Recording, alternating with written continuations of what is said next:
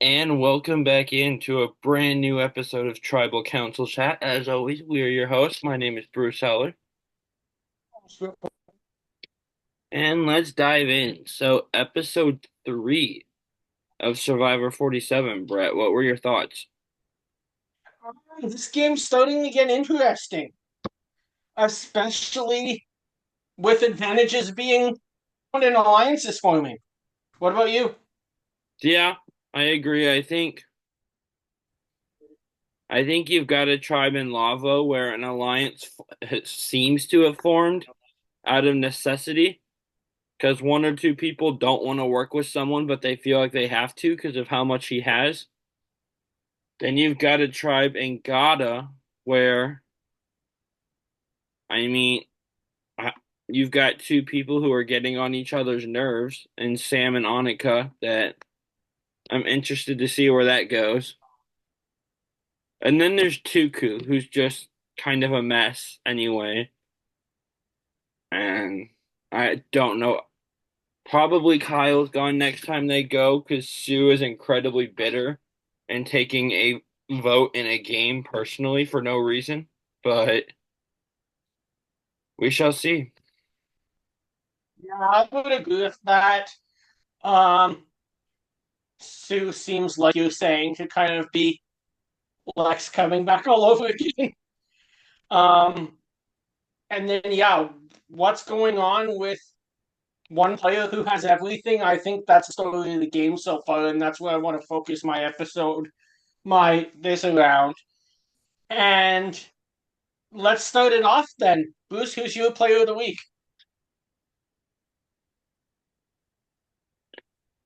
I'm gonna go with Teeny here because they were kind of able to call the shot here, and I think they read it really well. That it's, you go to someone in Asia who you want to work with and try to give them a lifeline of, we don't want to vote you out, but in order to do that, it has to be this other person. And when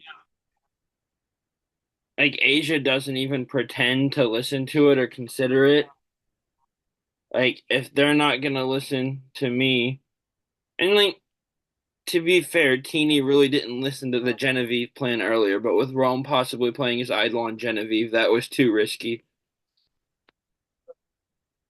I've seen and heard some people saying like, "Oh, it's a double standard." They're upset that Asia didn't listen to their plan, but they didn't listen to hers either. Well, Rome could have played his idol on Genevieve. That really was too risky of a decision. So for Teeny to kind of have So the whether you times different will just be in a better, powerful position than and therefore be able to choose whether to listen or not to listen to someone else's plan. you cut in and out that whole time. Can you repeat that? Of course,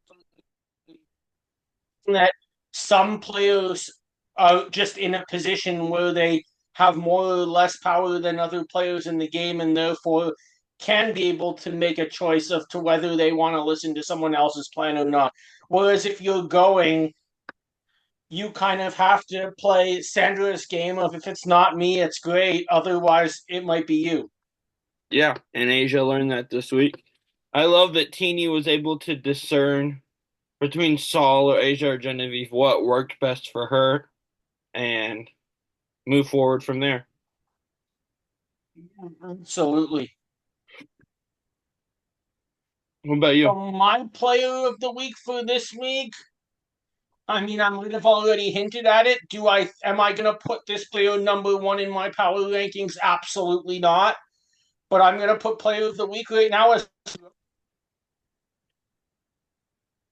Say it again. You cut out. player of the week. I will not put this player as number one in my power rankings, but I'm gonna put player of the week as Rome. Yeah, I just refuse to give him too much credit when he's kicking everyone off at the rate that he is.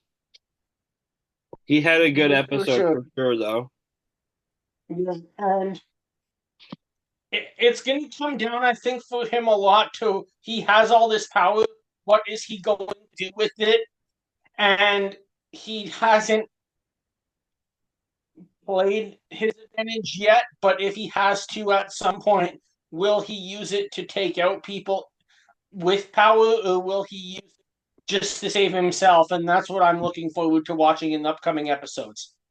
Yeah, for sure. So, diving into the episode, post tribal, and it's interesting. You and I have talked on the show about not knowing if these players had watched 46 or not. And we learned the answer to that this week because Gabe goes, yeah, I played my idol because I saw way too many people go home with one last season. I don't. I'm glad that they watched it because it is going to really influence this game. It would just be tragic if they didn't see what happened this season and thus it didn't influence the season at all, especially when in 46, not only with the idols, but we had so many really game changing moves happen at the end of the game, too. Yeah, true. I'm glad that this season says and figure out from that new era season what went right, but also what went horribly wrong. Yeah.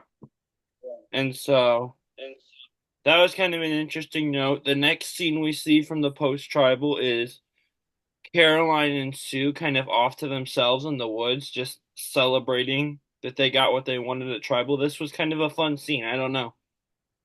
It's a fun scene.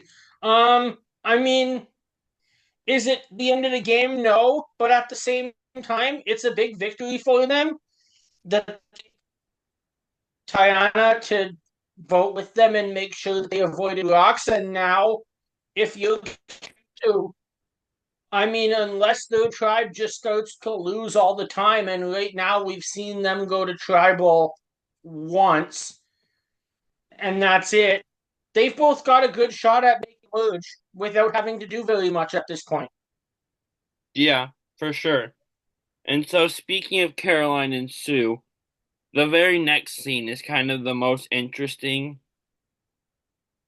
thing to me from this post tribal, and that is Sue talks about that she's taking it personal and like as an attack. She's saying this in a confessional, I think, that Kyle voted for her. First of all, it's a game. It's not personal. It's not attacking your person or your character. But also, you never really talked to him before the last vote. Why would he, how would he just know your plan to go along with? Like, what are we doing here? That's a great point that you make. I don't really know where she was going with this because, like you do say, it is a game. You have to vote for somebody. And I mean, it's not like he was included in your alliance to get rid of TK either. So, Exactly. what's Kyle going to do other than vote the way that he thinks the numbers are going to go, only to find out that Tiana played him and he's probably the next to go?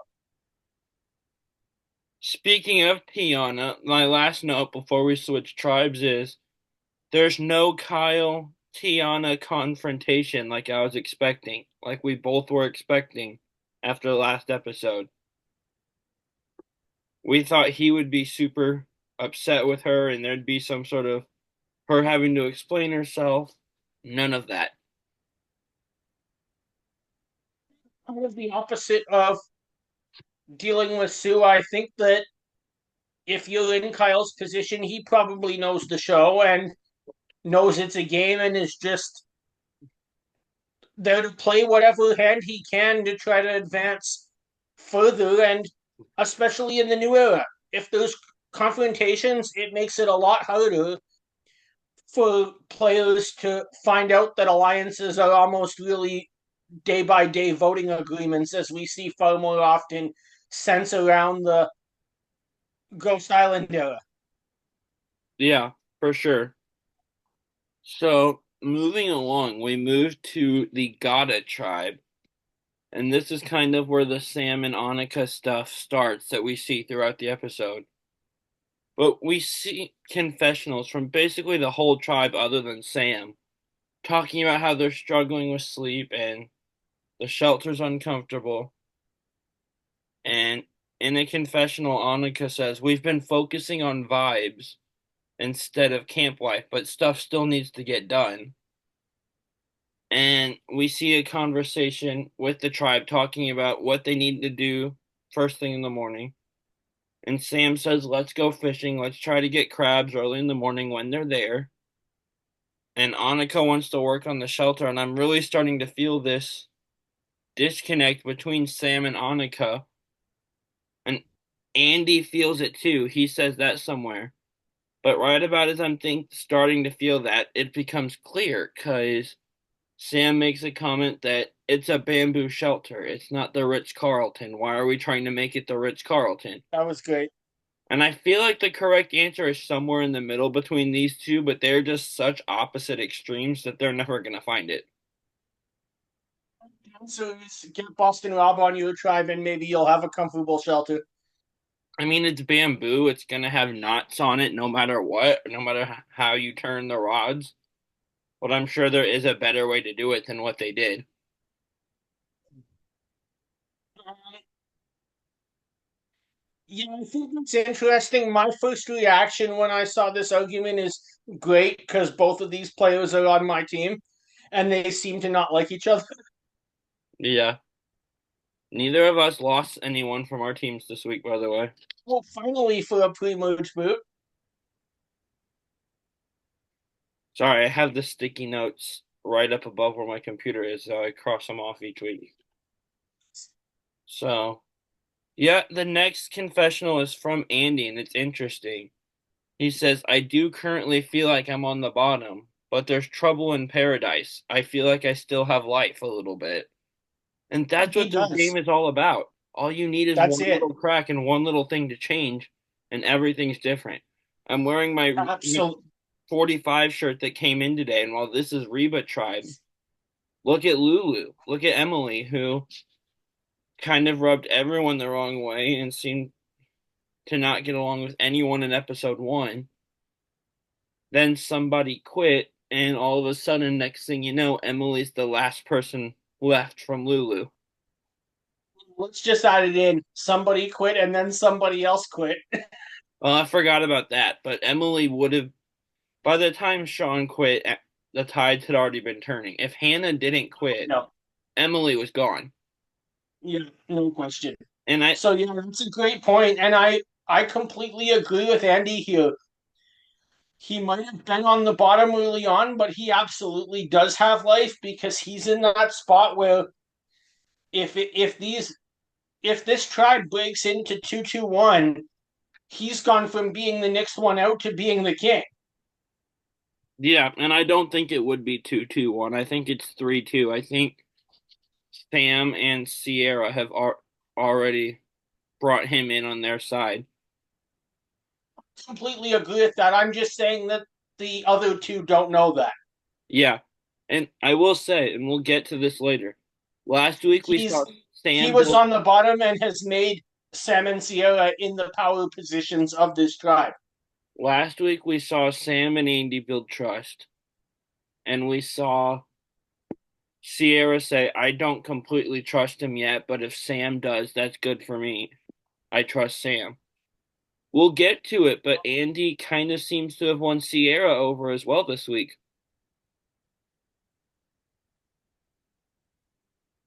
Absolutely. Which I really like for both of the games. I think that's really smart that Sierra knows that Sam wants to work with Andy and put her trust in Sam last week to do it, and now is making sure that Andy knows that she's with him as well. Yeah. So that way, if they do have to vote, you're going to see the three of them be very confident in their position and not feel like they have the need to take a risk.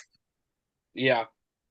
And I will say this before we move to Lavo, because I talked about Emily and her kind of transformation arc.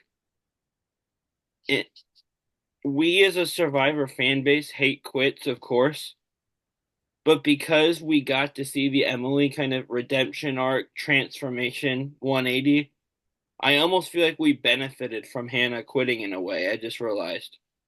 Absolutely. Like I'm almost thankful someone quit. Not quite. I still hate quits, but just a thought that just popped into my head. Shout out to Hannah for quitting, I guess. And shout out to Emily. You were a really fun character and player to watch. Play again and come on our show, hopefully. No idea how to make that happen, but oh well. So we go to Lavo, and Rome is being the same Rome we saw the first two episodes, but he's taken his Romeness up a notch with this fishing gear. And he's talking about the fishing gear. And Asia has one of my funniest moments of the episode. She mentions how the second she saw that fishing gear would be a reward at all, that she knew they would have to deal with Rome about it and listen to him go on about it nonstop before they even won it. That's hysterical. Yeah, that was funny. Especially when the whole episode Rome just gives us commentary that leads exactly into this. He's I entertaining. mean, He's funny. somehow I gave him Player of the Week because of his steal a vote and being successful on the journey, which I'm sure we'll talk about. But I don't. If this was old school Survivor, I couldn't give him Player of the Week after eating two fish out of four on a tribe of five. And standing next to someone eating a whole fish while she has one bite and you're like purposely smacking and being loud about it. Yeah, there's no logic there. That would With have got you voted off of like Survivor Africa in moments. the only reason it'll get him voted off of Survivor 47 too, though. The only reason it didn't is because he had that idol. You And even if he had that and it was good for longer than one tribal, he probably wouldn't have played it. I don't think he knows everyone hates him. Not hate, hate's a strong word, but everyone's kind of tired of him already. I don't think he knows that. I don't think he knows that either.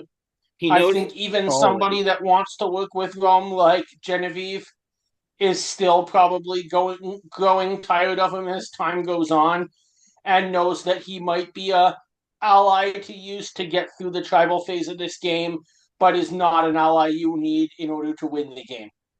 I don't. I think Genevieve's probably the only one that actually wants to work with him. I think Teeny and Keyshawn worked with him this time because they knew he was playing an idol and they knew working with him and planning with him was the only way that their names wouldn't come up. So they're playing nice. But I feel pretty confident saying if they go back to tribal next week, Rome's going home because Saul's voting for him. And I'm pretty sure Teeny and Keyshawn would too if he doesn't have another idol. I'm not that confident. What? I'm not so confident about that. Maybe I'm wrong. I thought Q was going home shortly after he fake quit last week and everyone hated him. And You want to know why I'm not so confident about that? because most of the things I say are wrong. No, you everything you said is right, but if Genevieve wants to work with Rome, all Rome needs to do is steal somebody's vote, and he's safe again. Forgot about that stupid steal vote. That's where the other three have to really work Genevieve and play the social game, though, and try to convince her that they're better to work with than him long term. And surely she sees that and knows that.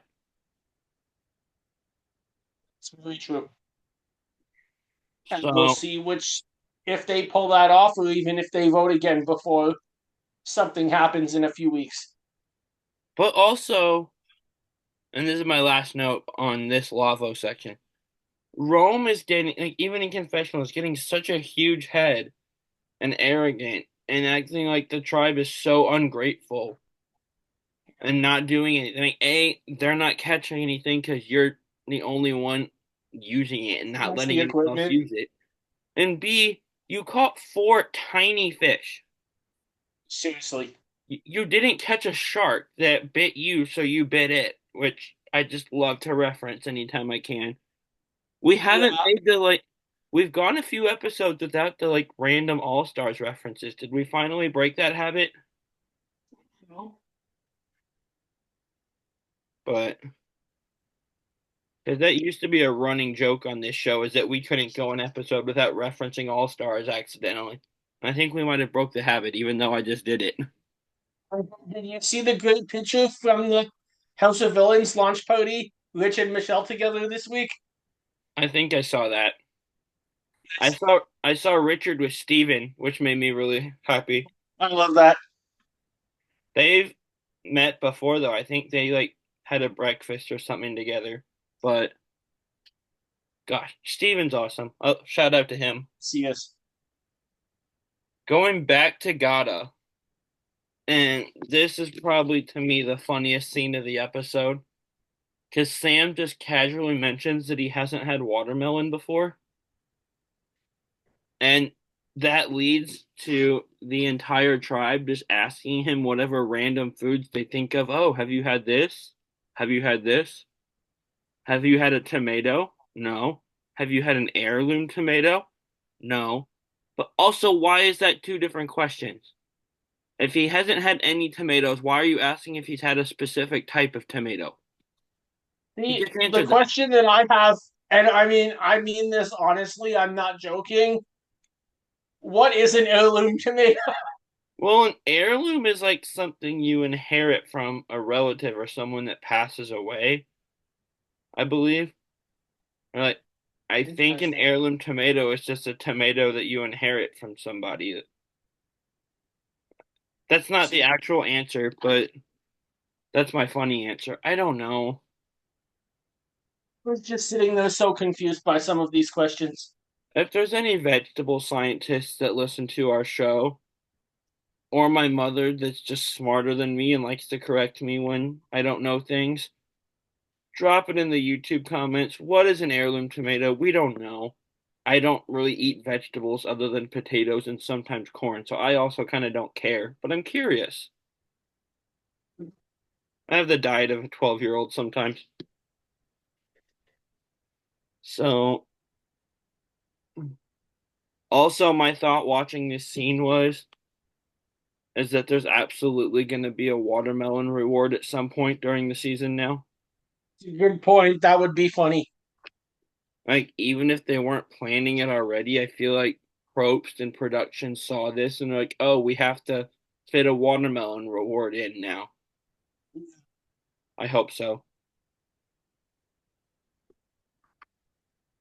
And so here's what's interesting. We kind of alluded to this earlier, but we'll dive into it now for sure.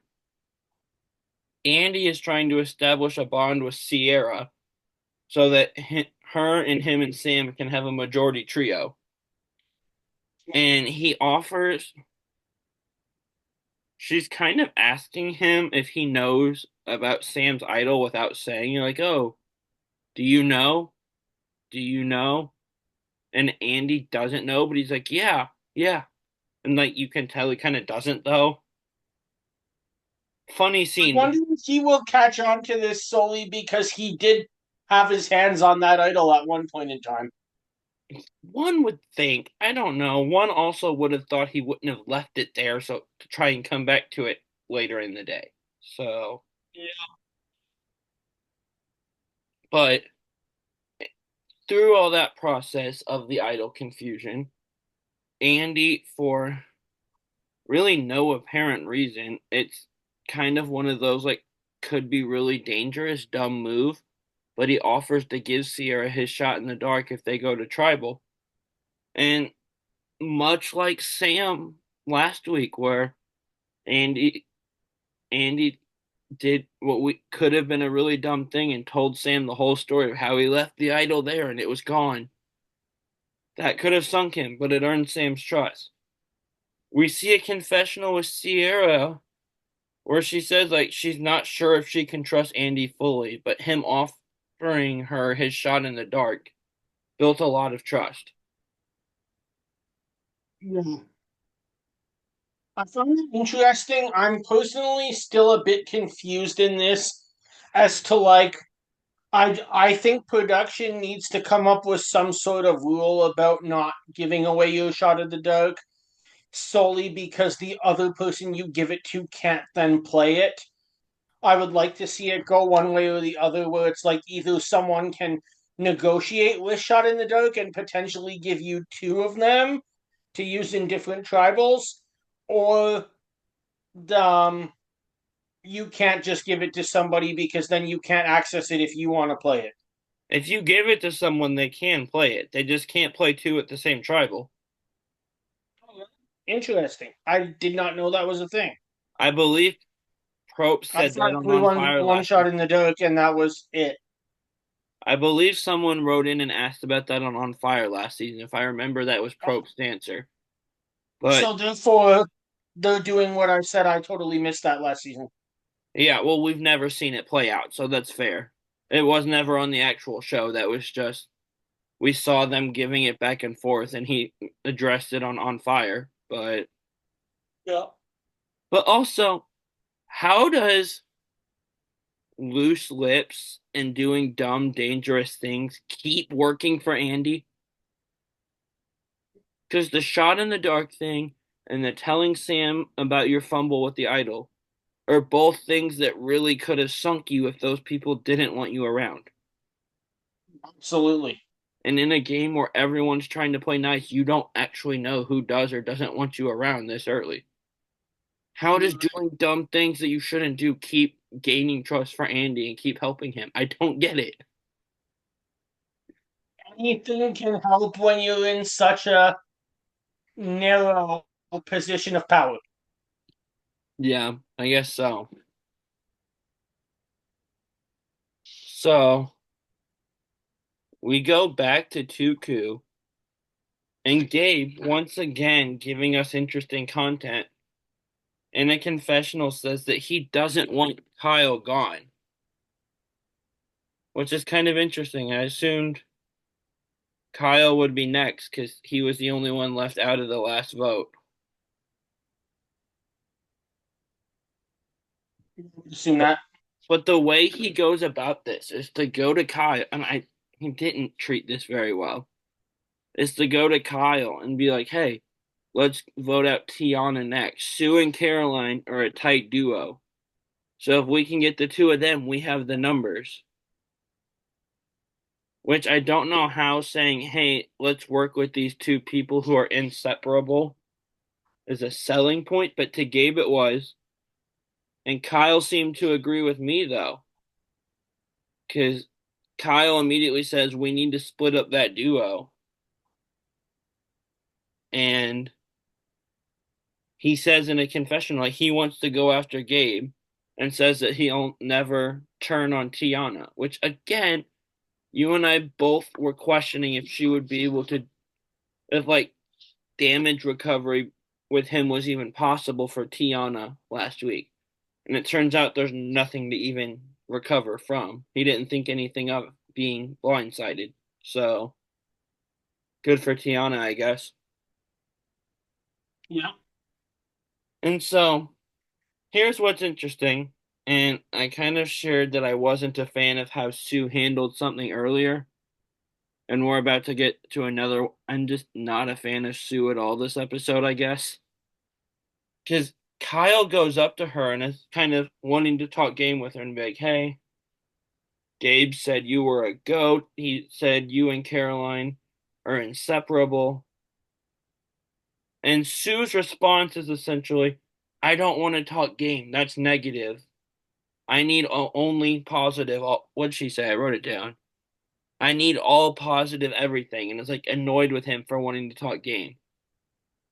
What are we doing? Yeah.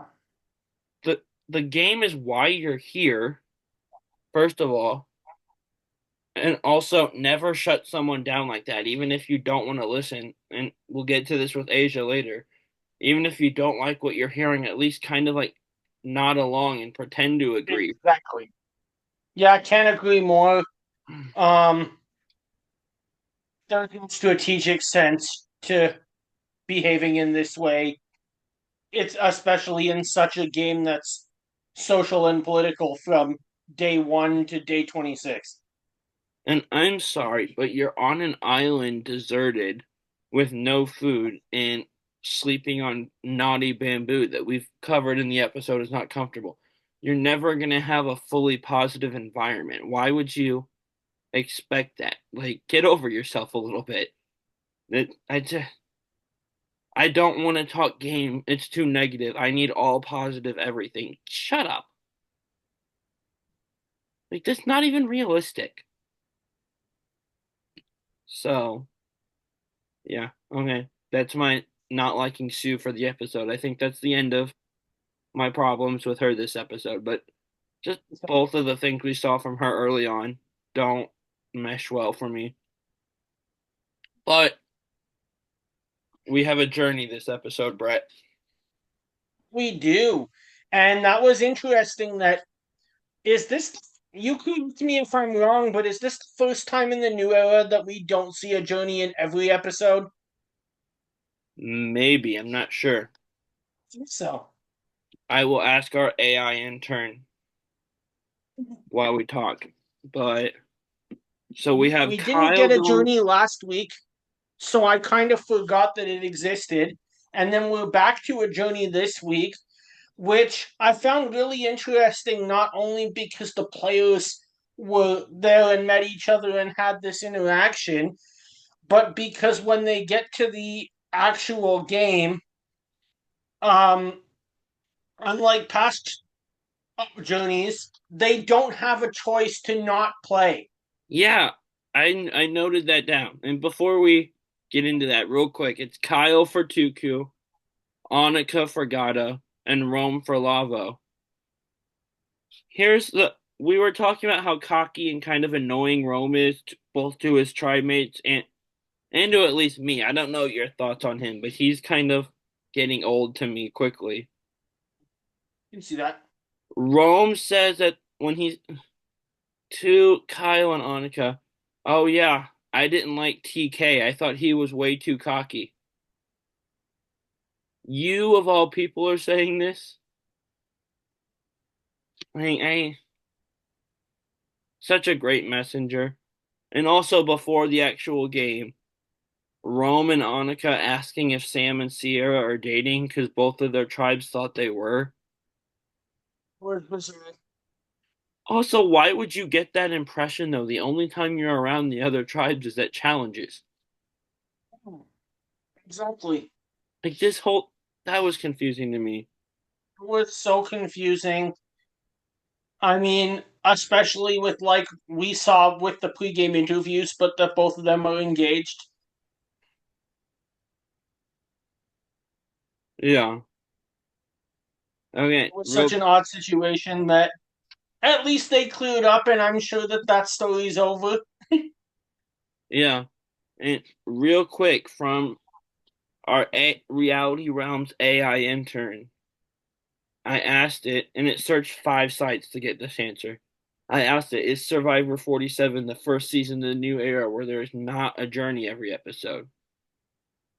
And it says, yes, Survivor 47 is notable because it reduces the frequency of the journey that has been featured in every episode during the recent era of Survivor.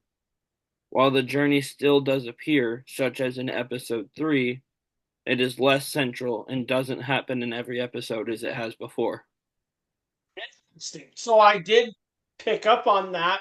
Firstly, correct. So that's interesting to know. And then also, I guess that could be a key theme to the game because if we only get a journey, say, every 2 weeks instead of every week, we're going to both get more camp life for the episodes that we don't have a journey, but also have probably less advantages in this game Yeah. So, and less lost votes. last couple things before we get to the actual game. Annika does say that Sam and Sierra aren't dating, but also exposes the two of them as like, yeah, they're a duo. They're close to the other tribes. Kind of threw them under the bus a little bit. And in And I was response, But at the same time, if people are asking that question, they must be able to figure that out anyway. Yeah. And in response, Rome just pulls something completely out of thin air. And it's like, oh yeah, Saul and Asia are running the show over here. Just he just doesn't like them. And I this mean, another reason why, even though I don't think he played perfectly, that I put him as my player of the week. That's brilliant from Rome because it takes the Yeah. target off of him if they get to a merge or a swap. Yeah. I'm People think also Saul just and Asia are running the game when, in the end, the two, pretty much the two on the bottom. also like Rome spends this whole episode talking about how much he doesn't like Saul and Asia and has wanted them gone the whole season. Why are we just now hearing about that this episode? Where was this the first two episodes? Why are they just now showing it to us that he has this disdain for them? Yeah. It's a great point. I would assume that it's probably just an editing thing because they lost this episode, whereas they didn't vote in the previous two. True. So the way the game works is Just something I just thought of. I mean, if we go back to our conversation with Liz when I said that these tribes seem to be pretty even, we're 3 weeks in and all three of them have voted out one member. We have true. not seen that in quite a while in a three tribe format. I love it. We don't have a Lulu that's just gonna get down to two, or I forget the name, but the purple tribe last season that had Kenzie and Q and Tiffany. Yanu? Taku, Yeah. So the way this game works on this particular Inch journey tribe in BBB. is you have three packages and three bags. If you pick an advantage, congratulations, you're done. If you pull one that says lose your vote, you have the chance to draw again. But if you still don't pull advantage, you've lost your next two votes. And like you mentioned, this is the first time we've seen a journey where they don't have the choice not to play. Yeah, which that throws a whole new element in, especially not only just because you might lose your vote and have to play, but because it takes, I mean, they theoretically can still do the same thing, but it takes any element away from just going back to your tribe and being honest and saying, I got this option, I didn't do it, everything is as it was when I left. Yeah.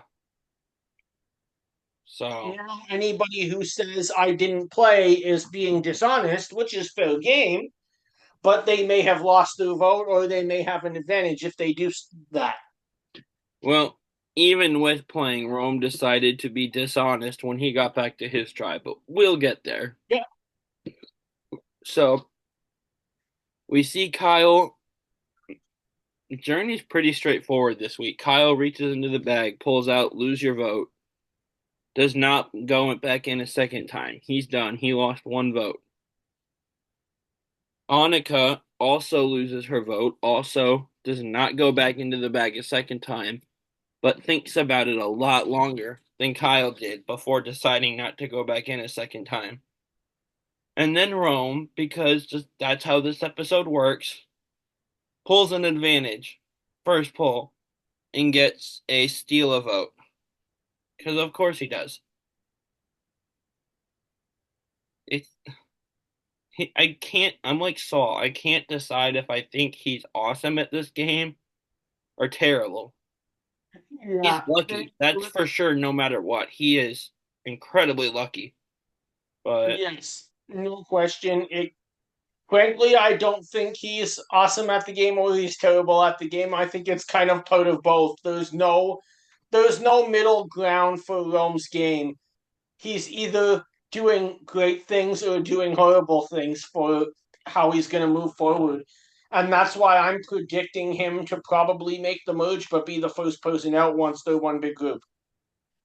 as much as he annoys me this episode, just because it's a lot to take in, can we talk for a second before we go back to the camps after the journey of like Rome's confessionals this episode, and he's like posed like he's like sitting on the ground, leaning back, like he's in some sort of throne or something.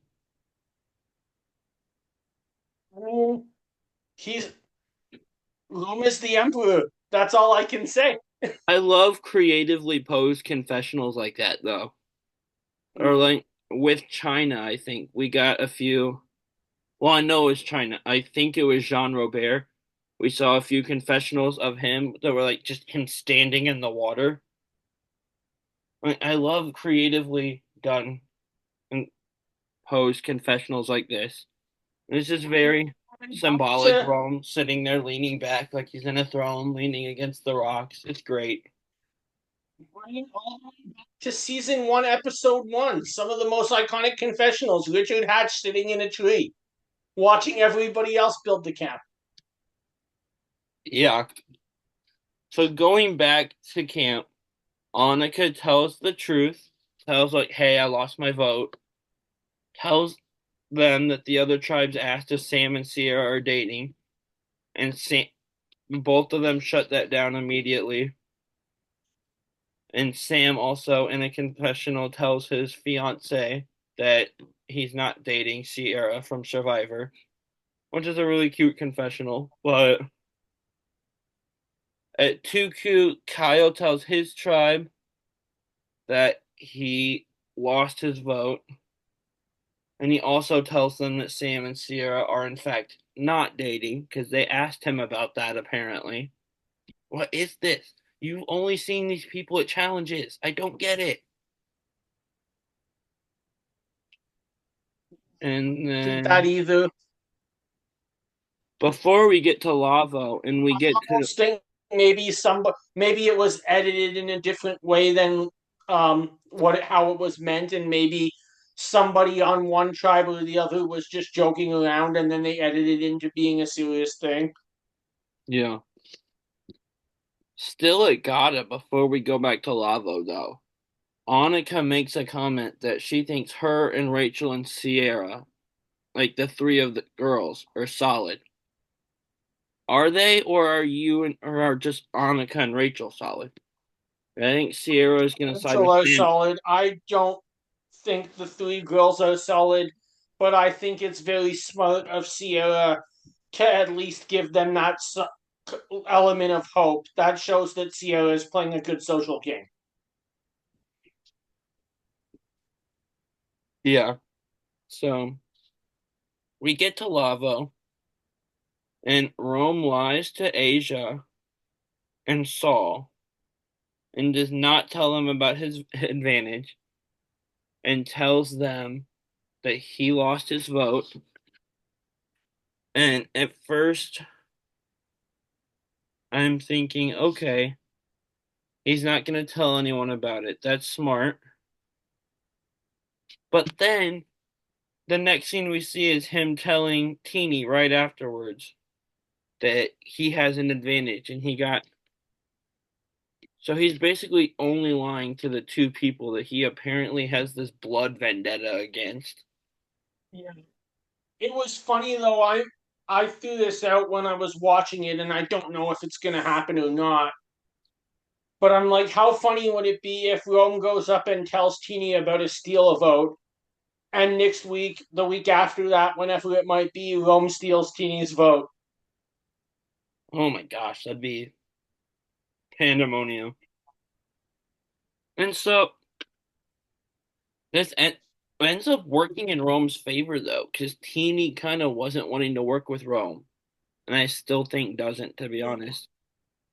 But this advantage pushes Teeny more into working with Rome and Genevieve, and Teeny brings Keyshawn too, I think. So basically, Rome has the advantage.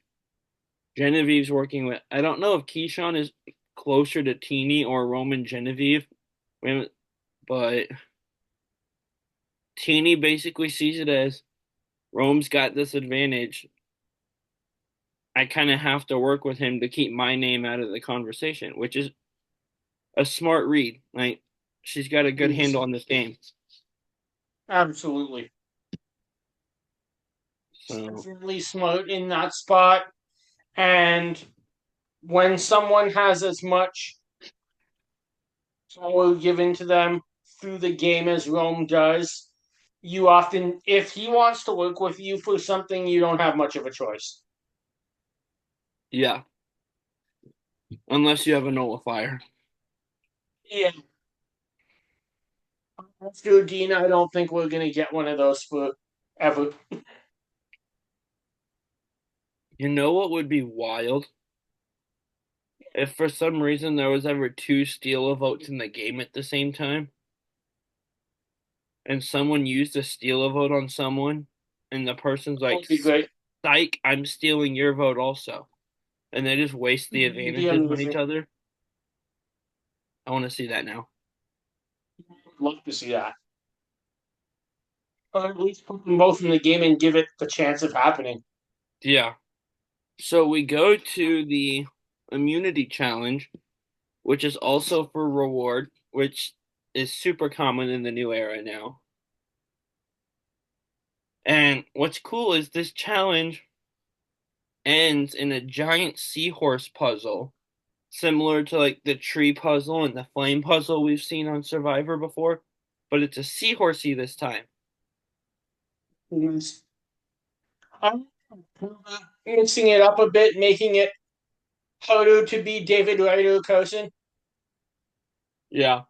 Here's what's interesting though. And this was kind of as a result of a conversation that happened on Fire last season, where someone wrote in and asked and like Probst and D answered the question like, what happens during strategy time? And D was like explaining the chaos of it and made the comment of, "Oh, I do think it'd be interesting for the show to show that." And that got the wheels turning in Probst's mind, and for like we actually get to see and hear the strategizing time this episode, which is really interesting. That was interesting. And once Well again, done to D for getting that put into the episode. also we learned before strategizing, I forgot to mention this, Keyshawn learned how to swim 4 months before coming out here.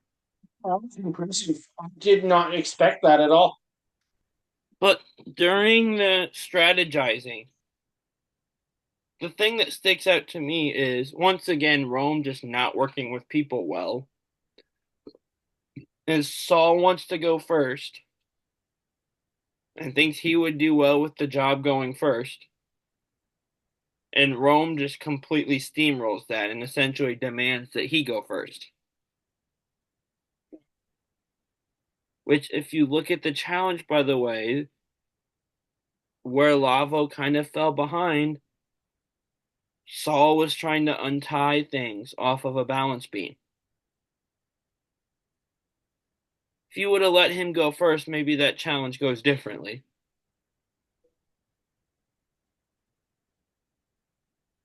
Yes, no? That's a good point.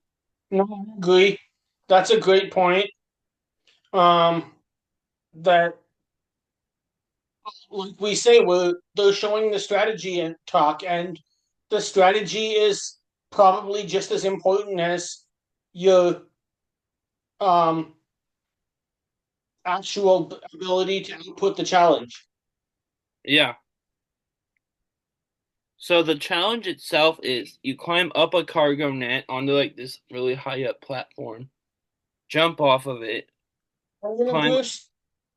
I'm gonna let you explain the challenge. I'll be back in 20 seconds. I'm just going to grab some water. Okay. So you climb up. Audience, you guys are still with me. You guys didn't go get water, I hope. So you climb up this cargo net onto a platform that's super high up.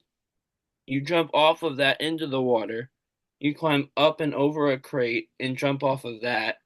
And you retrieve a buoy. And then you go over a balance beam and swim the buoy to a platform where the puzzle is. And the buoy is in a different place for each person, I believe.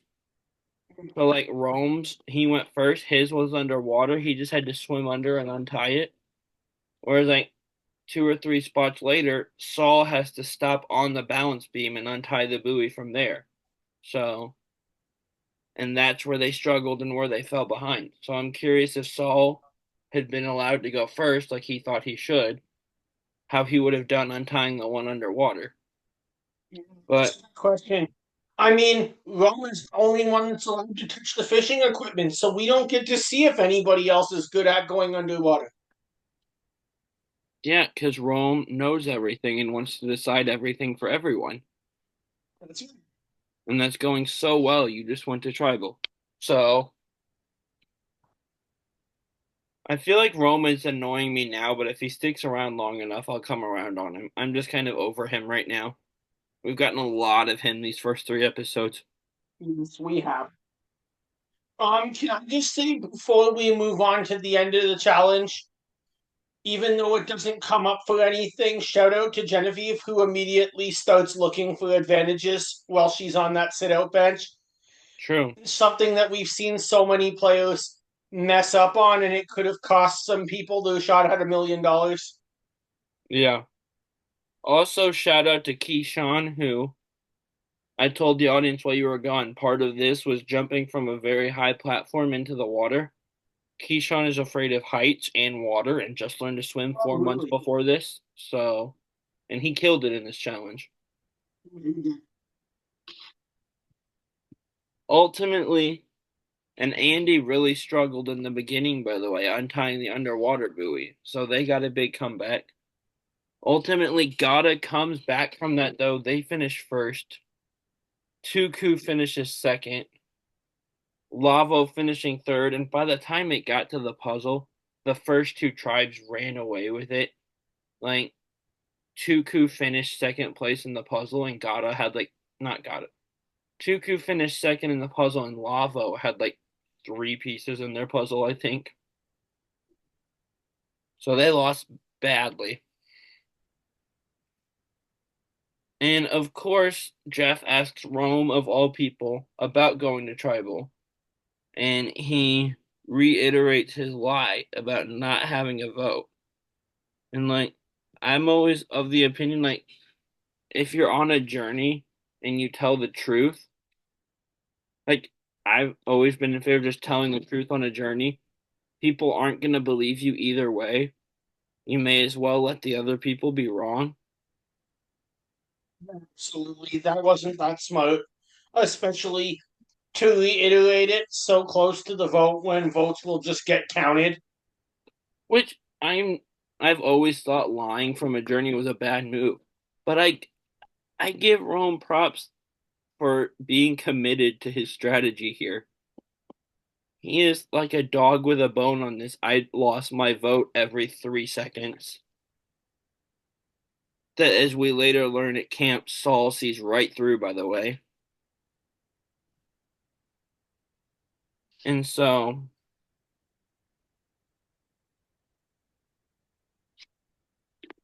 immediately when we get back to camp, we see Rome and Saul talking, and like I mentioned, Saul just sees right through Rome that he's lying about the vote, which is kind of funny, but I think Saul's just good at reading people from what we can tell.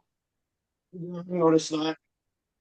Very smart. I like him a lot, not just because he's on my team, but we see Teeny say, though, that they're leaning towards going with Keyshawn and Genevieve and Rome, and talks about deciding between Saul and Asia.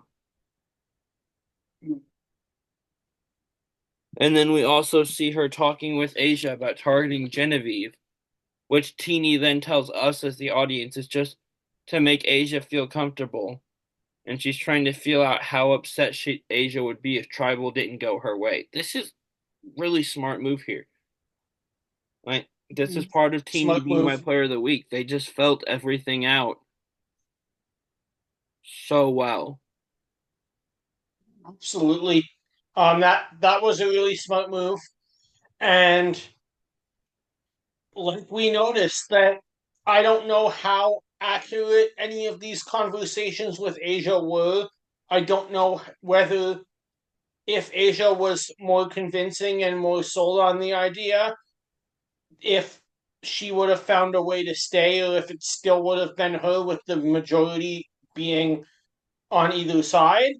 But she certainly it couldn't have helped. It couldn't have hurt her any more than what happens at the end of this episode. Yeah. So after that, Rome and Teeny are talking about who to target, and they decide on Saul. And kind of a funny, awkward conversation between Rome and Saul here, as Rome just goes up to him and says, "Hey, I've been hearing who it is. I'm 99% sure it's Asia." And Saul responds, 99%. We've been back at camp for like half an hour, which was really funny. But also, Rome again goes into, I don't have a vote. I'm just trying to go with the flow and not make waves. And Saul calls him out on it. Saul like, hey, is there a chance that I'm actually the vote and you're just telling me it's Asia to make me feel comfortable? Like Saul Exactly, saw and right through what he was doing. good move for Salkio that he's making sure that 99% isn't good enough. I need to be 100% sure that I'm staying, or else I'm going to start making moves. Conversely, Rome, notoriously already not good at reading people, despite being called out on that, goes back to his alliance and says, hey, I made Saul feel super comfortable. He doesn't suspect that it's him at all. I'm like, how do you get that result out of that conversation you just had?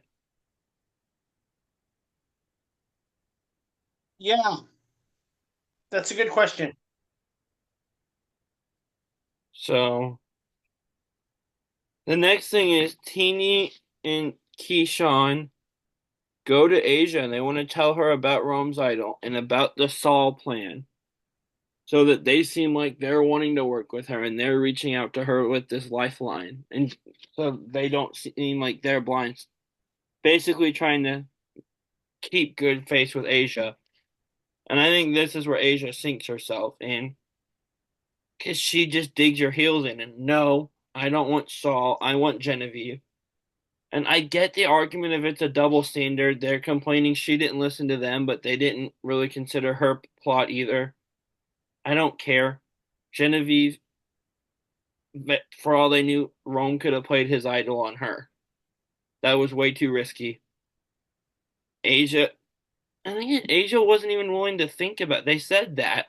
They said, "What if Rome plays his idol on Genevieve?" And she didn't even want to hear it. I want Genevieve out. We can't keep the two of them together. And I think that's where Asia sunk herself. If she had just nodded along and like, yeah, I don't like it, but there's not another sensible option that's not super risky, Saul would have been gone right now. I think this is where Asia sunk herself. I agree.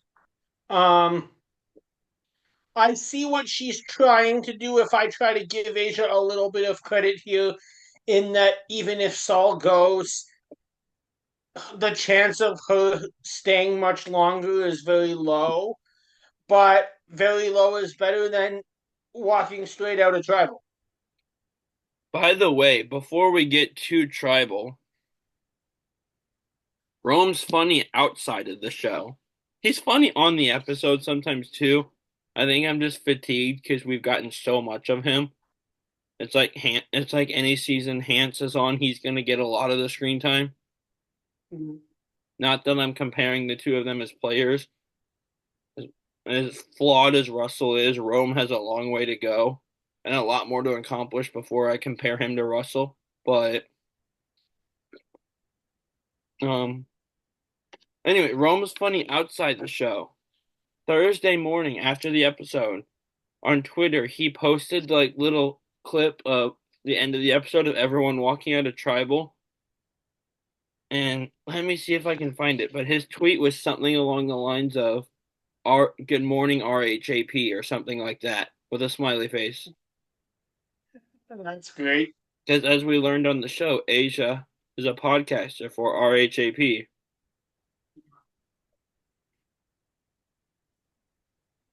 Let me see.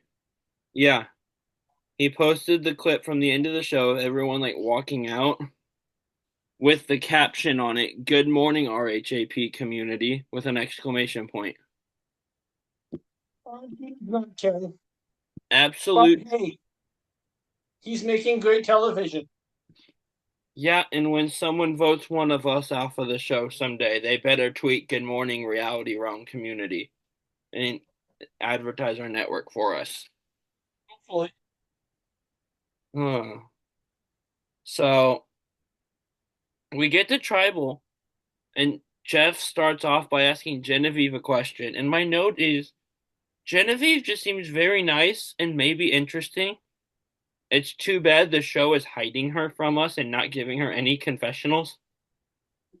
She got one this week at least, as opposed to last week. She got one this week and zero last week. Yeah. And she was a name that came up at some point this week, and she still got one confessional in a 90-minute episode. It's unfortunate. What are we doing? I want to know who this person is. Maybe it'll be like Liz, where last season we don't see any of her pre-merge, and then like confessional count just explodes once the merge hits. Possible. I would like to see that. I mean, she was my first overall pick, so of course I'd like to see that. So also, Rome says someone could be paranoid, and even if they weren't the vote, maybe they will be the vote now because they didn't believe the plan. That could apply to either Saul or Asia, and at this point, you kind of Yeah, don't know who it's going to be. you have no idea, but you know it's going to be one of the two. Yeah. And here's what I want to ask you about. Right before they vote, Asia says, I don't want to call anyone out, but I hope the person that agreed to vote with me sticks to that, or else it could be me going home or an ally going home. Who is she talking to there? Is it Saul or Teeny? I assume Teeny, but I have no idea. I assume Saul is the ally. I'm assuming so too. I think Asia thinks that Teeny is on her side, but I think that was just Teeny playing the game. There was really, at least to me, no indication that that was really moving anywhere. Also, Teeny, which, not Teeny, Asia, and this is understandable because a dream comes to an end. Asia seemed ticked when she got voted off. Is that just me? I think everyone. So, before the vote, Rome plays his idol, but he says that he got it on the journey. It's interesting because when he said that, I'm like, very smart move from Rome because now people think, okay, he went on the journey, he got an advantage, he played the advantage over, not realizing that he actually has two advantages that he can possibly play the next time he goes to tribal and shake things up again. Where, like I said, all he needs, if he steals a vote that belongs either to Tini or to Kishan or to Saul, is Genevieve to stick by him, and he's through again. Yeah. So, my second notes from the vote itself, Rome gets a vote for some reason. Everyone on this tribe knew he had an idol, and he basically said he was playing it that night. And like even the people he didn't tell, Teeny and Kishan told. Yeah. I mean, why is Look Rome that getting a up. vote here? You know it's not going to count. Just to see where this vote came from because there were votes all over the place in this tribal. Yeah, even if you don't So count the Rome vote that was nullified, three people received votes, vote came from Saul. Uh, Teeny voted for Saul and Asia voted for Genevieve. and It then was Rome. Rome, Genevieve, and Kishan who voted for Asia. Yeah. So I'm curious about Teeny being the only one that voted Saul, because surely Teeny knew where the vote was going. Yeah. Um, I would think that maybe this could just be like, I mean, three votes went to Asia, but just wondering what if maybe there's a stray voting within that three, and let's say a second vote goes on Genevieve, but Rome plays the idol for her instead. maybe that's why there was a vote for Rome.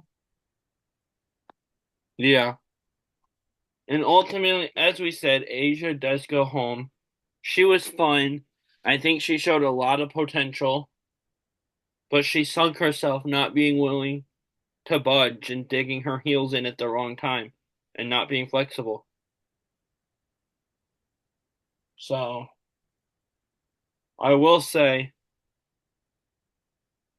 this person has told me I talked a lot of trash to them about their winner pick going home earlier than mine last season. So I'm not gonna say a ton, especially because I got killed in the fantasy game. So I'll mention this once, but Asia was someone's winner pick. So not thrilled with her game so far, but my winner pick's still in. I'll just leave it there. It's mine. I'm not thrilled with her game either, just because I don't know what to think. We're not seeing a lot of it. Yeah. So So my winning pick is Sam. My first overall pick is Genevieve. So yeah, I'm pretty excited about my winning pick. yeah. So that's all I'll say. I won't keep beating that one into the ground, but Asia was someone's winner pick. So I will say that, and that person I probably gonna get a text about that. So we'll see. Top and bottom, who you got? Um, top. I am going to go with Sierra this week. I think she's in a spot where she's solidifying that relationship with Andy. She clearly has a strong number one with Sam. She's in a good has we've seen has the trust of the girls, even if she's not working with them in um Anka and in Rachel. So if that group was to go to tribal council, there might be votes going on both sides. I don't think Sierra's getting any of them. I agree. That So I'm going to put her as my top. My bottom in this spot, I'm going to go for Kyle for the same reasons we mentioned. The group just seems to be bitter. I think it's going to be very difficult for him to work his way back in when you have two players that are really tight in Caroline and Sue that seem to be against him. So therefore, I'm going to give Kyle a worse chance of working his way back in to his tribe as compared to say Saul on the other side. I agree with you on the top. Sierra's just in a fantastic spot. I If Gata goes to tribal, votes could go at two or three different people. They could go at Indy, they could go at Sam, they could go at Annika. Nothing's coming at Sierra. She's been great getting along with everyone. I love that for her. She's on my team, so I really appreciate that. My bottom is I'm gonna say Rome. I think the only thing that kept him in the game this week was that it was pretty well assumed. Everyone either knew or assumed he had an idol and that he was playing it. He doesn't have that anymore. And given that I don't think he knows, pretty much everyone on his tribe is annoyed by him and tired of him. I don't think it would be hard for them to make him feel comfortable enough to not play the steal a vote. I think he could go home with that really easily. True. He's just not good at reading people. I think they could easily be like, "Hey, you're safe. Don't waste that this early." And he would go with it and they would vote him out because I think they're tired of him.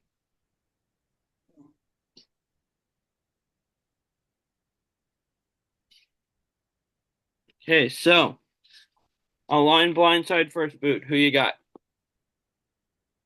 So this past week was the Jewish high holiday of Rosh Hashanah, and upcoming is the even more significant Jewish holiday of Yom Kippur. So I'm going to give you three Jewish players this week for my Align Blindside First Boot.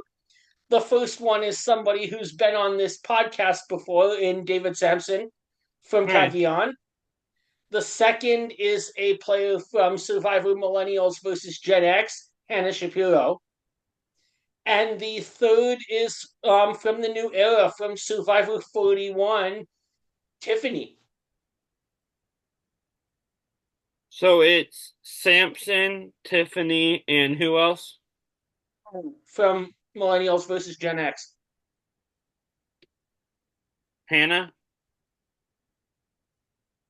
Who'd you say from your audio? Who did you say from Millennials Gen X? Hannah.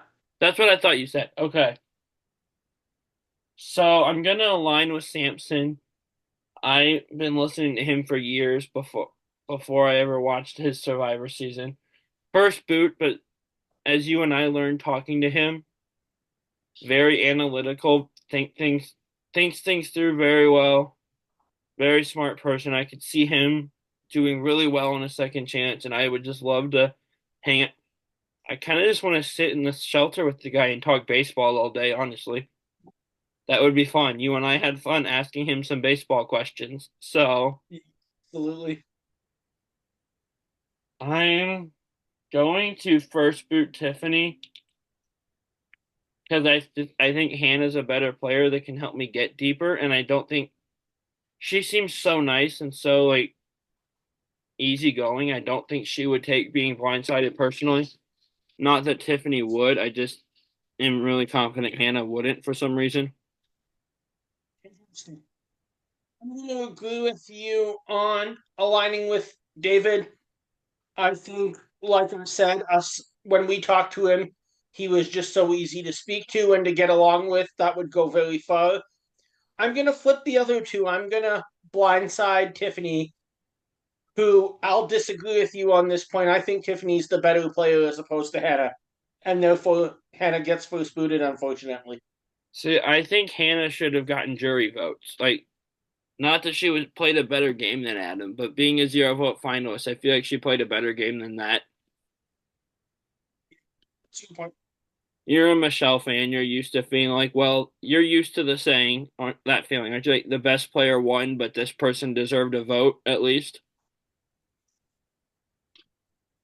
And Michelle was Absolutely. incredible on Winners at War. Don't get me wrong, but I do feel like the best player won.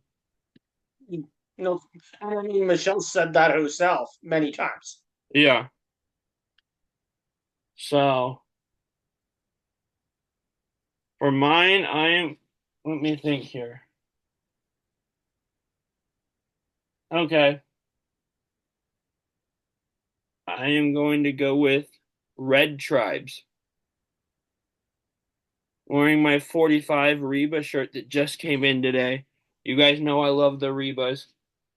Went with a Reba player last week. I'm going to go with the lesser known one. Well, lesser known because he was the first person gone. You've got Sifu. Let's see, I'm going to pull someone from Lavo. You've got, there's so many good options. Lavo's entertaining.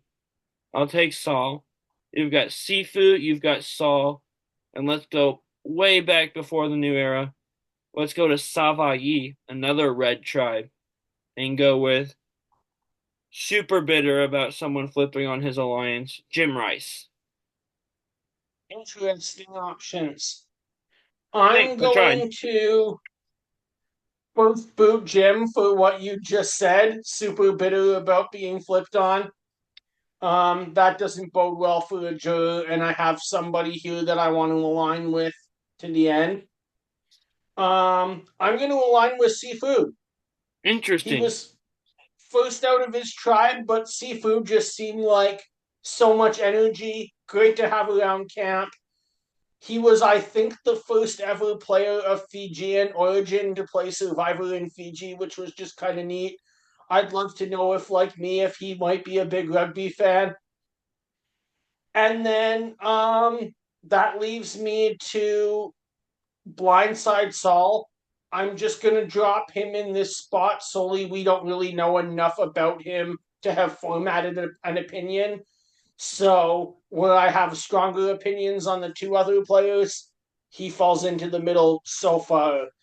But we're only 3 episodes in, so he has time to develop that opinion across the fan base. I actually have the same answers. Jim's just not someone I would get along with very well. The fact that he got went so over the top about being so angry that a plan didn't go his way at Tribal and like, oh, you disgust me and saying things like that. Like, that's not someone I want to spend 39 or 26 days going to the end with and spending a ton of time around. So he's gone. Saul, I don't know enough about yet. I'm gonna blindside him. He seems to help, other than if it's a knot on a balance beam, seems to help okay in challenges. And Sifu, me and Sifu would be wild and man. He just seems like such a fun personality to be around. I think he could have done well. I think he was kind of chaotic the first couple episodes and got caught spying by the wrong person and got caught spying by someone who the entire season someone said that person's a threat. That person went home that episode. If he had been able to stay under the radar a little bit better and not been wild the first couple episodes, I think he could have done a lot better. So I'd like to play with him. He seems really fun.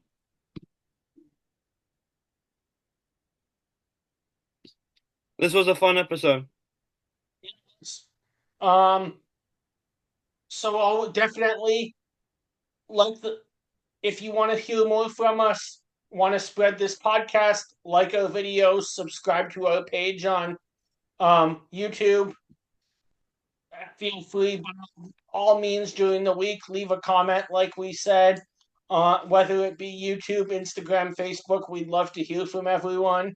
Also And have a great subscribe. rest of your week. Also subscribe on Apple Podcasts, follow on Spotify. You can leave Yes, reviews on those absolutely. places. I don't think anyone has, but you can. And Means we would love to hear it. We'd love to have any suggestions as well. check out other Reality Realm Network comment. This is the flagship show, but our network has all sorts of cool stuff going on. I co-host Pit Stop Pals with my co-host, Reality Realm contributor Kevin Oliver. We just started a new season rewatch. It's gonna be a ton of fun already. And Brett co-hosts New Generation Challengers. What do you guys got going on over there? We have this thing called technical difficulties. Please stand by. But we're trying to get everything reorganized and back up and running as quickly as possible. We did a new episode last week that came out a bit late, but it really entertaining after a bunch of chaos being caused by somebody who goes by the last name of a fruit Right. across this challenge house. And we had some, unfortunately, more technical issues today, but that'll all be resolved soon. And we'll be hopefully redoing this episode for this last week. If not, we'll do a short recap at the beginning of the next episode and then go right into episode 8. But great episode last week, especially for those of you who are Survivor fans. Spoiler alert, Michelle Fitzgerald won her elimination, so it was pretty exciting for TT and I to watch. Nice. Well, with that being said, everyone, grab your torches, head back to camp. Bye, everyone.